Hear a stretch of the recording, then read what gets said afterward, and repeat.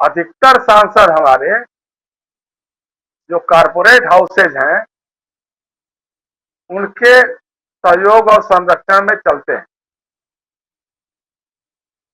हवाई अड्डे पे आएंगे, उस कंपनी की गाड़ी आएगी हवाई अड्डे पे, वहां से उनको ले जाएगी, उनके घर छोड़ेगी, सब्जी से लेकर के सारी सुविधाएं उनके घर पहुंचेंगी। तो इसलिए जयंत सिन्हा जैसे लोगों को कैसे पता चलेगा कि महंगाई है कि नहीं है, कहाँ है महंगाई। और जयंत सिन्हा जो अपने बाप के नहीं हुए तो हमारे और आपके कैसे होंगे। इसलिए वो तो छोड़ दीजिए, उसकी बात तो छोड़ ही दीजिए। अगर उनको चाहिए तो मैं इसी दिल्ली में हूं, मैं उनके साथ चलना चाहता हूं, या वो हमारे साथ चले, दिल्ली की किसी भी सब्जी मंडी में लेकर चले और बता दें कि कौन सी सब्जी 15 से 20 रुपए किलो मिल रही है। हमारे घर के बगल में गाजीपुर की सबसे बड़ी सब्जी मंडी है, आजादपुर के बाद दूसरे नंबर की सब्जी मंडी हमारे गाजीपुर में है। अभी 4-5 दिन पहले हम गए थे सब्जियां लाने। कोई भी सब्जी 40 रुपए 50 रुपए किलो से नीचे की बात ही नहीं। आलू और प्याज भी 20 और 25 और 30 रुपए तक थे, टमाटर भी 40 रुपए के आसपास था। तो पता नहीं किस दुनिया में जीते हैं। आटा अभी कोंडली, यहाँ की जो बहुत बड़ी मार्केट है कोंडली बाजार, वहां से जाकर के हमने लिया। जो आटा हमको मिलता था 27 रुपए किलो, वो 30 और 35 रुपए किलो मिल रहा, 40 रुपए मिल रहा। तो किस दुनिया की बात कर रहे हैं आप। दूध का दाम तो दिमाग खराब हो गया है। कोई ग्वाला अगर मुफ्त में पहुंचा दे रहा हो तो अलग बात है, नहीं तो जो सबसे बड़ा ग्वाला है मदर डेयरी और अमूल, उसका तो रेट लिखा हुआ है भाई, उसका तो रेट अखबारों में छपा हुआ है, उसकी कंपनी के रेट है, वहां से आप पता कर लीजिए। अब आपके घर में अगर बिग बास्केट पहुंचा देता होगा तो हमको नहीं मालूम, वो हम नहीं जानते हैं। लेकिन अगर मदर डेयरी के बूथ से, अमूल के बूथ से ले आते हो तो फिर दूध का दाम तो आप चेक करके बता लीजिए। भाई आप जरा बगल में पेट्रोल पंप पड़ा होगा ना, अगर आप लुटियन जोन्स में रहते हो तो उसके बगल में पेट्रोल पंप है। 2013 और 14 में पेट्रोल का दाम क्या था, डीजल का दाम क्या था। मैं चुनौती दे रहा हूं जयंत सिन्हा को, मैं चुनौती दे रहा हूं भाजपा के सारे सांसदों को जो चीख चीख करके चिल्ला रहे हैं कि कहां गई महंगाई, कहां है महंगाई। खोज के आओ जरा, आप पेट्रोल पंप पर चल के देखो। 2013 में जो खरीदा था पेट्रोल, 2014 में जो पेट्रोल खरीदा, डीजल खरीदा, रसोई गैस खरीदी, सीएनजी गैस है, उसके दाम, उस समय के दाम और आज के दाम निकाल के देखो। मतलब बकवास करने का भी एक, जो जले हुए पर जो नमक छिड़कने की बात है कि जो उपभोक्ता परेशान, आम आदमी परेशान। झारखंड में किसी आदिवासी गांव में अगर आदिवासी का आप उठवा लीजिए, सब्जी उठवा लीजिए तो अलग बात हो सकती है, लेकिन वहां पर भी अब तो देश भर में कहीं भी सब्जियों का दाम लगभग एक ही बराबर होता है, क्योंकि देश भर में इधर से उधर माल पहुंचता रहता है। किसी गांव में जाकर के किसान से ले लीजिए तो एक अलग बात हो सकती है। यहाँ पर भी अब देखिए, जब किसानों के खेतों में आलू होता है तो 2 रुपए किलो का खरीदार नहीं मिलता है। हमने देखा है उन तस्वीरों को, जब मध्य प्रदेश में किसान जो है टमाटर सड़कों पर फेंक रहे थे। तो ये सारी बातें तो होती हैं, इसमें कहीं दो राय नहीं। लेकिन इस तरह का प्रहसन बैठ करके आप संसद, देश की संसद में आप करेंगे तो इससे बड़ी शर्मनाक बात और क्या हो सकती है। और मैं राकेश पाठक, तो हमारे मित्र है, वो पता नहीं कब कटाक्ष करते हैं और कब वास्तविकता बयान करते हैं। लेकिन मेरा कहना यह है कि जनता जो है देख तो रही है। ये सच है कि आज उसके पास कोई बढ़िया विपक्षी दल का नेतृत्व नहीं है जो असहमति और प्रतिरोध को कोई आवाज दे सके। इस तरह का कोई संगठन, इस तरह का कोई नेता आज दिखाई नहीं दे रहा है। लेकिन हिटलर का निजाम भी बहुत लंबा नहीं चल पाया था।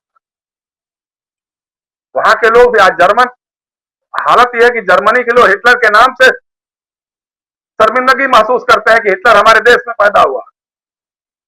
तो ऐसा नहीं है, यहाँ पर भी स्थितियां अपने आप उमड़ के आएंगी। आज जो निजाम चल रहा है, जिस ढंग से हो रहा है कि साहब प्रतिबद्ध नौकरशाही चाहिए, कमिटेड ब्यूरोक्रेसी चाहिए, कमिटेड जर्नलिज्म चाहिए, मीडिया कमिटेड चाहिए, जुडिशरी कमिटेड चाहिए। जुडिशरी में भाषण देने की छूट है कि आप सेमिनार में जाकर के कुछ भी अच्छी अच्छी बातें करिए, लेकिन फैसला लिखते समय आप कह दीजिए कि साहब ऐसा कुछ भी नहीं है। जो आप बोलते हैं भाषण में, हमारे माननीय न्यायाधीश, उनके फैसलों में उसका परिलक्षण कभी नहीं होता है।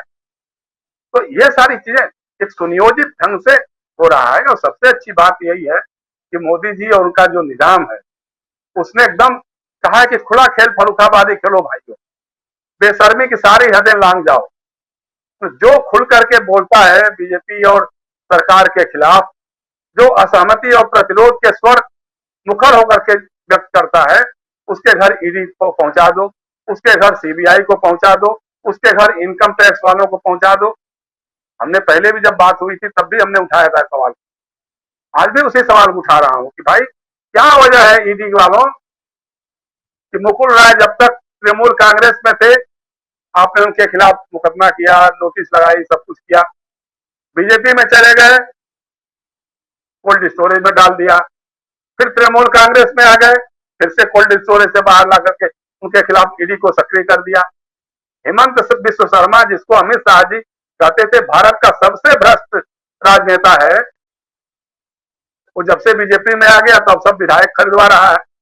अरुणाचल में खरीदवाया, मणिपुर में खरीदवाया, नागालैंड में खरीदवाया, मेघालय में खरीदवाया, महाराष्ट्र में खरीदवाया, मगर उससे बढ़िया तो ब्रोकर कोई हो ही नहीं सकता है। तो रियल एस्टेट के सारे ब्रोकर फेल, वो जैसे जो डील कर लेता है। अब देखिए झारखंड में आ गया, और झारखंड में तो ये भी हो रहा है कि विधायक पैसे लेकर के जा रहे हैं कलकत्ता, वहां से गुवाहाटी जाते हैं, वहां कुछ और होता, फिर पैसे जमा होते और फिर पैसे का लेन देन होता, लेकिन बीच में ही पकड़ लिए गए बेचारे। अब जिसने आरोप लगाया उसके बारे में भी कह रहे हैं कि वो भी हेमंत बिश्व शर्मा के घर बैठा हुआ था, उसकी भी फोटो उसके साथ दिखा रहे हैं। तो अद्भुत खेल चल रहा है।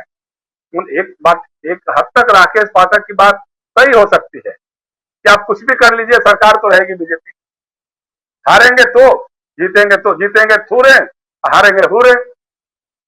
हार जाए तो खरीद लेंगे हम, उसमें क्या दिक्कत है भाई। सारे की सारी व्यवस्थाएं हमारे पास है, सारा फंड हमारा है, सारी मशीनरी हमारे पास है, सारे ईडी सीबीआई इनकम टैक्स हमारे पास है, और धनाढ्यों की दौलत हमारे साथ है। विजय शंकर जी कह रहे थे ना कि भाई अगर ईडी बहुत ईमानदार है, बहुत अच्छे ढंग से काम करना चाहता था, तो नीरव मोदी से लेकर ललित मोदी बताइए, सुष्मिता सोन से शादियां रंगरेलिया मना रहा है वहां बैठ करके, और यहाँ आप उसको उसका कुछ बिगाड़ बारा बांका भी नहीं करवा पा रहे हैं। ईडी का कहीं अता पता नहीं है। मनी लॉन्ड्रिंग तो वो होती है ना, मेहुल भाई चौक से, जिसके बारे में हमारे प्रधानमंत्री जी कहते हैं कि हीरे के बारे में जितनी अच्छी परख मेहुल भाई को होगी उतना और किसको होगी। उनका भाषण हमने सुना है मेहुल चौकसी को कहते हुए, देखिए मेहुल भाई यहाँ बैठे हुए हैं। तो ये सारे, नितिन संदेशरा की बात कर रहे थे विजय शंकर जी, ये सारे के सारे लोग जो हजारों लाखों करोड़ रुपए लेकर के हिंदुस्तान का लूट करके देश छोड़ करके दुनिया के अन्य इलाकों में जाके बस गए हैं, उनके घर ना तो ईडी पहुंचता है, ना सीबीआई पहुंचती है, न इनकम टैक्स का कहीं पहुंचता है। बड़ा जोर से हल्ला होता था काला धन काला धन। आज सरकार ने एक बार फिर से कह दिया कि हमको मालूम ही नहीं है कि विदेशों में भारतीयों का कितना काला धन है। जबकि उस समय तो अरुण जेटली से लेके वो जो दाढ़ी वाला बाबा जो है,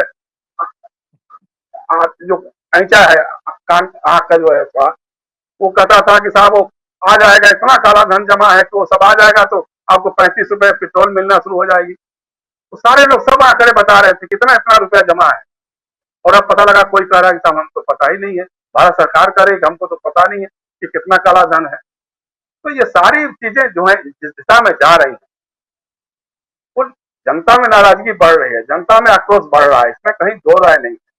भाई ग्वालियर की जनता ने अगर भाजपा के नगर प्रमुख को हरा दिया, 26 सालों का रिकॉर्ड तोड़ दिया, कांग्रेस का मेयर बन गया, छिंदवाड़ा में तो चलो कमलनाथ की अपनी है वहां 57 साल का सर, 57 साल का 57 साल का रिकॉर्ड तोड़ दिया, चलो ठीक है, 57 साल बाद कांग्रेस जीत करके आ गई। तो जनता में तो सुगुगाहट है, जनता में तो विरोध है, इसलिए जनता खुल करके वोट देती है, इनको हरा देती है। अब वो खरीद करके कर लें, मैनेज कर लें, तो ये सब देखिए, ये सब पहले हम लोग बहुत देख चुके हैं। पहले इंदिरा जी के जमाने में कांग्रेस में भी बहुत आता, वहां से खरीद लाए, उनको ले आए, उनको तोड़ लिया, उनको जोड़ लिया।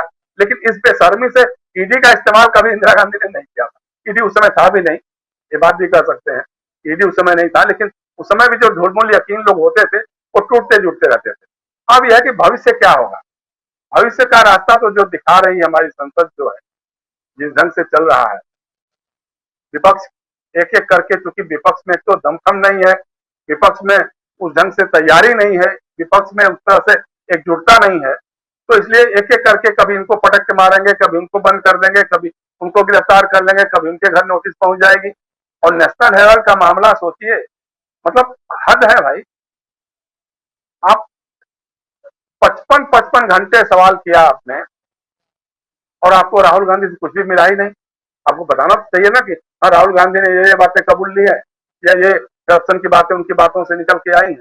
सोनिया गांधी से 12 घंटे आपने पूछताछ किया, मतलब सिर्फ ये दिखाने के लिए ना कि देखो ये खुल करके लड़ रहे हैं, हमारे खिलाफ बोल रहे हैं लगातार राहुल गांधी और कांग्रेस के लोग, तो इनको हम ऐसा सबक देना चाहते हैं ताकि दूसरे और भी बोलने से पहले 10 बार सोचें।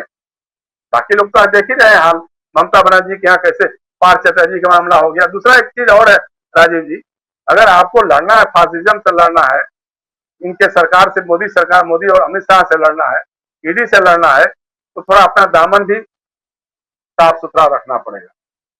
और वहीं पे जाकर के हमारा अपोजिशन मार खाता है कि पार्थ चटर्जी और जो कौन महिला है, कौन मुखर्जी, जो अर्पिता मुखर्जी जो है, उसके पास है जो पैसे का गड्ढियां, नोटों की गड्ढियां जो निकल रही है, तो जाहिर सी बात है कि कहीं ना कहीं तो कुछ हुआ ही होगा। ममता बनर्जी ने समय रहते उनको सरकार से निकाल बाहर किया, या उसी तरह पंजाब में जिस तरह से पकड़ा गया, दिल्ली सरकार में भी है।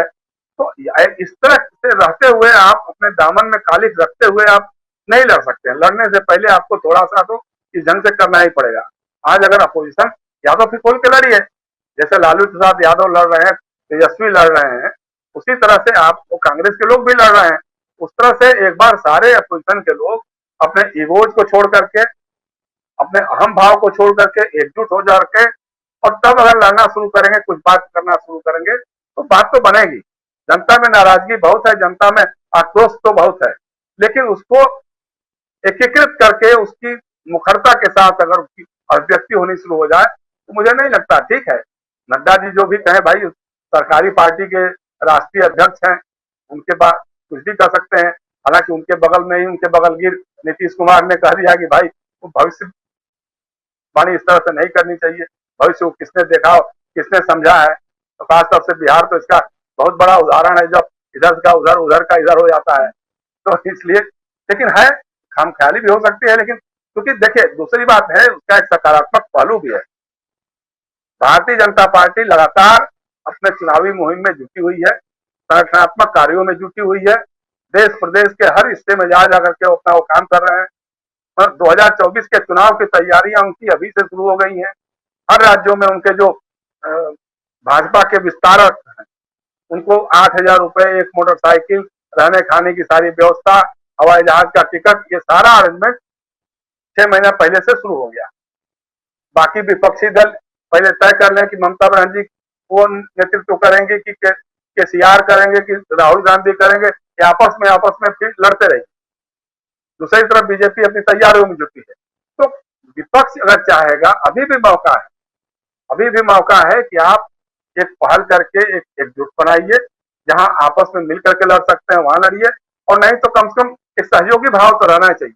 क्योंकि अलग अलग लड़ेंगे तो अलग अलग उठा उठा के बंद कर देंगे ये लोग, जिस तरह संजय राउत के साथ किया है, ऐसा ही ये करते रहेंगे और आप कुछ इनका बिगाड़ नहीं पाएंगे। बात भी सही, लेकिन अगर एकजुट रहेंगे और जनता को जगाएंगे, जनता में जागरूकता पैदा करेंगे, जनता को सड़कों पर लाएंगे, क्योंकि संसद से बहुत उम्मीद तो नहीं है।